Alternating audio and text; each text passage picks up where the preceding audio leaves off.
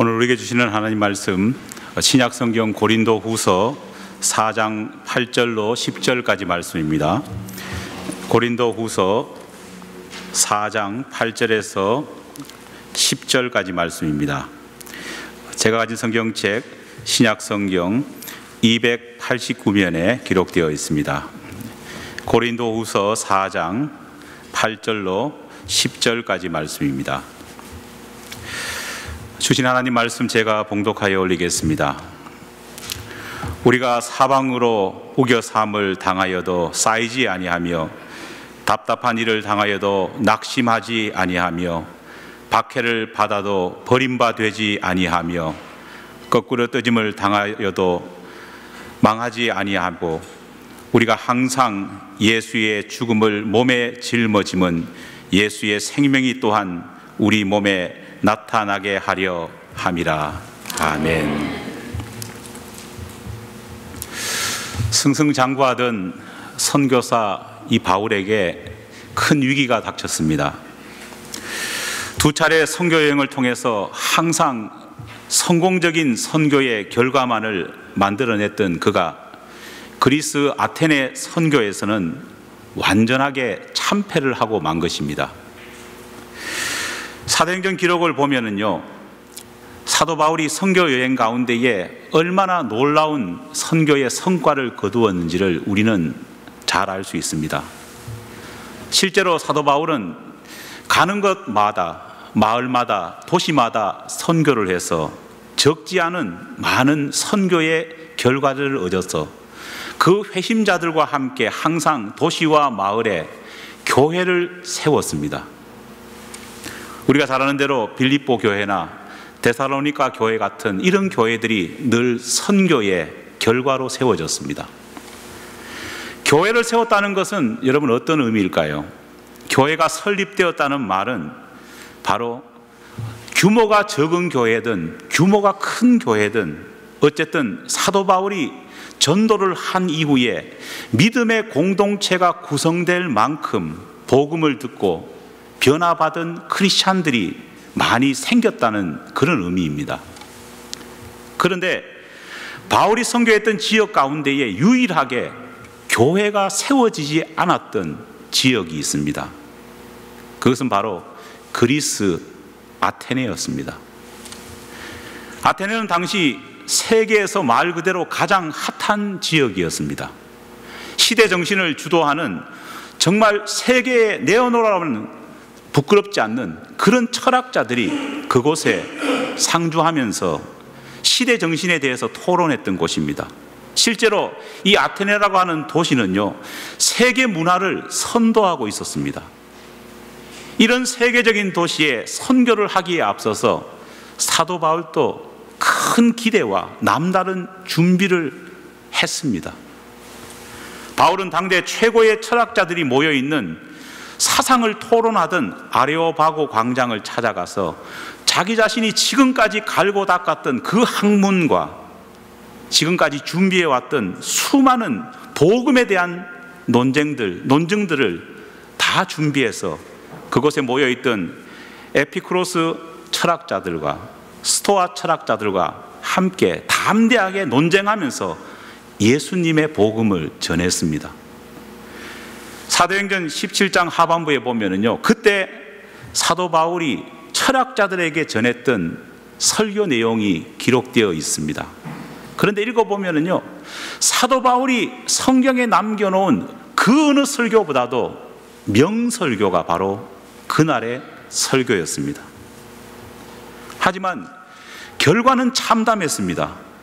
그런 명설교가 사람의 마음을 움직이지 못했습니다.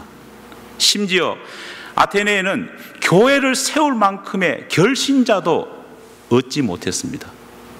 사도행전 17장 34절을 보면은요, 그저 사도 바울이 복음을 전했을 때에 관심을 보인 사람 몇 명만 있었을 뿐이었다. 그렇게 성경은 기록하고 있습니다.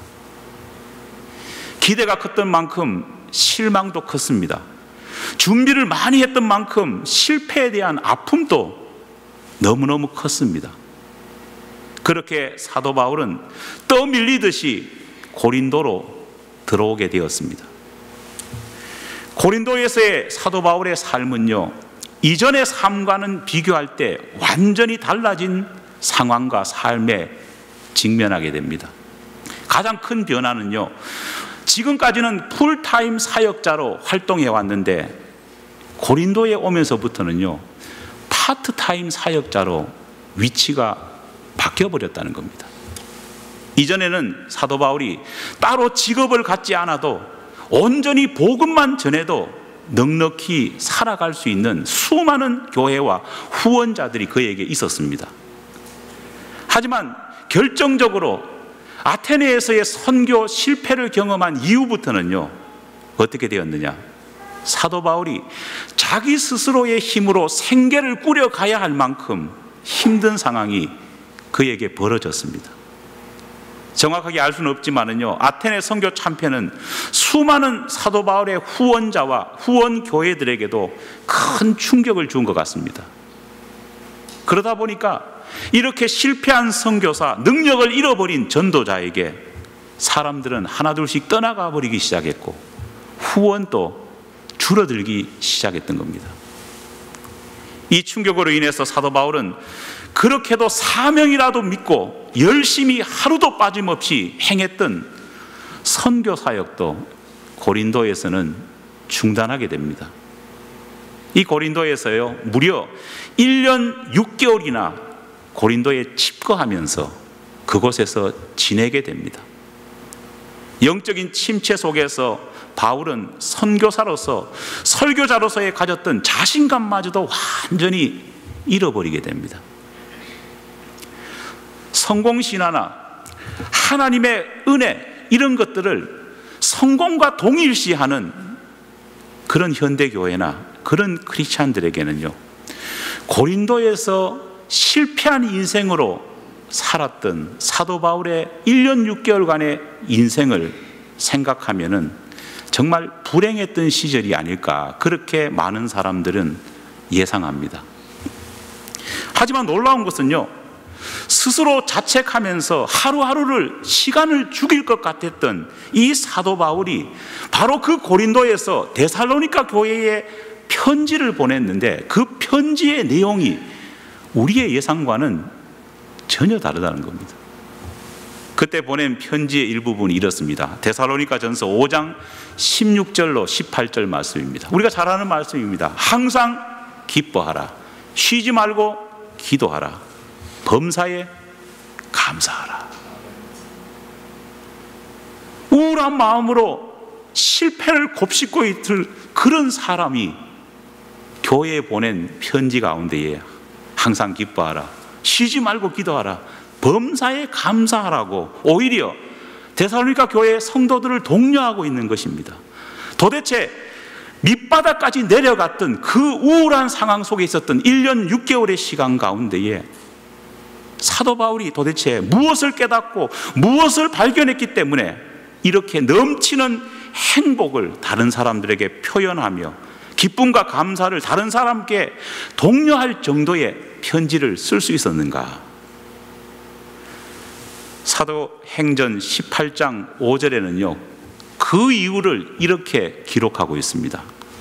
바울이 하나님의 말씀에 붙잡혀 유대인들에게 예수는 그리스도라 밝히 증언하였다.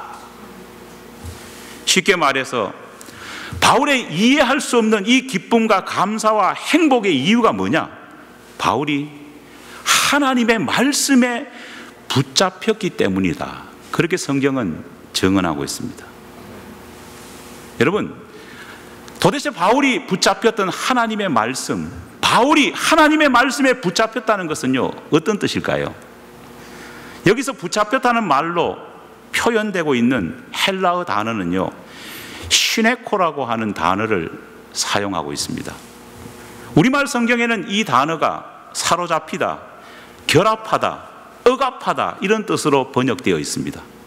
그런데 이 단어의 본래 뜻을 살펴보면요, 굉장히 흥미로운 뜻이 숨겨져 있습니다. 이 단어는 본래의 뜻은 뭐냐? 양편이 모두 큰 절벽으로 이루어진 좁은 틈 사이에 사람이 꼼짝달싹할 수 없을 정도로 꽉 끼어 있는 것을 의미하는 단어입니다. 여러분, 쉽게 말해서 이렇습니다. 삶과 죽음이라고 하는 것이 교차하는 정말 까마득한 그 절벽 사이 좁은 틈 안에 한 인생이, 한 인간이 이러지도 못하고 저러지도 못하는 상태에 완전히 끼어 있는 그런 상태가 바로 시네코의 뜻입니다. 여러분, 아테네 선교를 실패하고 나서 스디찬 패배를 맛본 이후에 사도 바울이 느꼈을 그 심정이 이 단어와 정말 똑같지 않습니까? 그렇게 사도 바울은요, 삶과 죽음의 골짜기에 옴짝달싹하지 못하고 그렇게 붙잡혀 있었습니다. 그런데 이 붙잡히다고 하는 슈네코라고 하는 이 단어는요, 고린도후서 5장 14절에는 뭐라고 번역되어 있느냐? 강권하다라는 말로 번역되어 있습니다. 그리스도의 사랑이 우리를 강권하시는도다. 할렐루야. 이 구절을 표준 새번역 성경으로 보면 이렇게 번역하고 있습니다. 그리스도의 사랑이 우리를 휘어잡습니다. 이 구절에서 우리는 시네코가 가진 또 다른 본래의 뜻 하나를 발견하게 됩니다. 또 다른 의미가 뭐냐? 이것은 앞의 단어의 뜻과는 좀 많이 다릅니다. 목자가 양뿔을 잡아가지고 끌어서 앞으로 전진하다라고 하는 뜻이 시네코의 두 번째 본래 뜻에 포함되어 있습니다. 쉽게 말하면 이렇습니다. 복잡한 거리에 어머니와 아기가 내몰렸습니다. 정말 아기 손을 놓치면 어떻게 될까요? 아기 잃어버리기가 딱 그런 좋은 상황입니다. 엄마가 아기를 잃어버리지 않기 위해서 엄마가 걱정스러운 마음 가운데에 그 아기의 팔목을 움켜잡고 안전한 곳으로 정말 끌고 가다시피 하면서 데리고 가는 것이 바로 시네코의 두 번째 뜻입니다. 고린도후서 5장 14절에서 사도 바울은 이것을 바로 그리스도의 사랑이 우리를 강권하시는도다 이렇게 표현하고 있는 겁니다. 여러분, 가장 힘들고 어려운 상황, 그 어려운 상황에 사도 바울이 기쁨과 감사와 행복이 충만할 수 있었던 이유가 뭘까요? 하나님의 말씀에 붙잡혔다는 그 이유가 뭘까요? 바로 여기에 있습니다. 사도 바울은요, 삶과 죽음이라고 하는 그 골짜기 틈에 끼어가지고 이러지도 못하고 저러지도 못하고 어쩔 수 없는 그런 답답한 상황에 처해 있었습니다. 그런데 놀라운 것은 우리 하나님께서 사도 바울의 손목을 붙잡으시면서 그 틈에서 자신을 빼어주시는 경험을 사도 바울이 한 것입니다. 그리고 방황하는 사도 바울을 가장 안전한 곳으로 데리고 가셨다는 겁니다. 어리석은 양같이 이리 갈지 저리 갈지 알지 못하는 이 사도 바울의 믿음의 뿔을 잡고 하나님께서 가장 좋은 곳으로 인도하셨다. 그것을 사도 바울이 경험했기 때문에 힘들고 어려운 상황 가운데서도 기쁨과 감사와 행복을 사도 바울이 느끼고 회복할 수 있었다는 겁니다. 사도 바울은 18개월간의 고린도에서의 이 삶 속에서요, 어느 때보다도 힘들었지만 어느 때보다도 강하게 하나님의 임재를 느꼈고 하나님이 함께 하신다는 것을요 체험하게 되었습니다. 그렇게 하나님의 손에 이끌림 받는 그 인생이 가장 행복하고 가장 기쁨이고 가장 감사하는 순간이고 가장 놀라운 순간이라는 것을 사도 바울은 비로소 알게 되었다는 겁니다.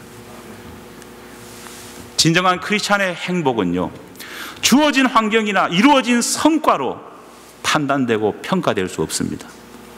만약 우리의 행복, 우리의 감사, 우리의 기쁨이 우리에게 주어진 환경이나 결과에 의해서만 판단된다고 한다면요, 여러분, 예수를 믿는 사람이나 믿지 않는 사람이나 하등 행복과 불행과 기쁨과 슬픔이 다를 것이 없습니다. 예수를 믿지 않는 사람도 잘 되면 기뻐하고 잘 되지 않으면 슬퍼하지 않습니까? 우리가 결과에만 보고 환경에만 본다면요, 우리 역시 그렇게 한다면 무엇이 믿는 자의 모습이겠습니까? 하지만 기독교인들이 가진 행복은 세상이 가진 행복과 차원이 다릅니다. 환경과 결과에 따라서 행복과 기쁨이 판단되는 것이 아니라, 아무리 절망 가운데 있다고 할지라도 하나님의 손에 꽉 잡혀진 인생임을 경험할 때에 그 자체 속에서 기쁨과 소망과 감사와 행복을 느끼며 살아갈 길을 알 수 있게 되는 것입니다. 그렇기 때문에 우리는 우리의 환경과 형편과 처지와 관계없이 항상 기뻐하고 쉬지 말고 기도하고 범사에 감사할 수 있는 이유가 바로 거기에 있습니다. 사랑하는 여러분, 우리가 인생을 살아나가면서 한순간도 잊어서는 안 될 중요한 두 개의 성경 단어가 있습니다. 여러분, 그것이 뭐냐? 사무엘상 7장 12절에 기록된 에베네셀이라고 하는 말과 창세기 22장 14절에 기록된 여호와 이레라고 하는 단어입니다. 하나님의 손길에 붙잡혀 사는 인생은요, 두 가지 이 단어를 가슴 속에 품고 살아갑니다. 먼저 하나님께서 지금 내가 서 있는 이 인생의 순간이 어렵고 힘들다고 할지라도, 그럼에도 불구하고 하나님은 에베네셀, 지금까지 도우셨다는 믿음이 바로 진정한 신자의 믿음입니다. 또 하나는 지금 나의 삶이 답답해서 어찌할 바를 모른다고 할지라도 하나님께서는 내 앞에 걸어가셔서 나를 위해서 미리 나의 복된 삶을 예비하고 계시리라고 하는 여호와 이레라고 하는 단어를 가슴 속에 품을 수 있어야 합니다. 힘든 최악의 순간, 최악의 시간들이 고린도에서 1년 6개월가량 사도 바울을 짓눌렀지만은요, 사도 바울은 그 고린도에서 힘든 상황 가운데서도 에베네셀과 여호와 이레라고 하는 신앙의 근본을 마음속에 체험할 수 있었습니다. 이게 기쁨이고 이게 복이었습니다. 이 두 단어는 사도 바울의 마음 가운데 사도 바울을 짓누르고 있던 모든 현재의 불안과 미래의 걱정을 부숴버렸습니다. 바로 이 분명한 에베네셀과 여호와 이레라고 하는 고백이 사도 바울이 이후의 사역 가운데서도 흔들리지 않는 기쁨, 행복을 가져다 준 것을 우리는 볼 수 있습니다. 살아계신 하나님이 공급하시는 에베네셀, 여호와 이레의 복이 우리 모두에게 임하기를 간절히 축원합니다. 이 복은 여전히 우리에게 유효한 복입니다. 이 복은 바로 저와 여러분의 것입니다. 오늘 본문 말씀과 같은 상황 속에 있는 분이 이곳에 계실지도 모릅니다. 하지만 예수님께서는 그런 모든 분들께도 말씀하시고 우리 모두에게도 이 말씀을 하십니다. 오늘 본문을 제가 다시 읽어보겠습니다. 사방으로 우겨삼을 당하여도 그곳에 쌓이지 않습니다. 답답한 일을 당하여도 낙심하지 않습니다. 박해를 받아도 버림받은 것처럼 느낀다고 할지라도, 아니 모든 것이 거꾸로져 망한 것처럼 느끼는 그 상황에도 절망하지 않습니다. 왜 그럴까요? 우리에겐 에베네셀, 여호와 이레라고 하는 하나님의 생명의 약속이 있기 때문입니다. 기도하겠습니다.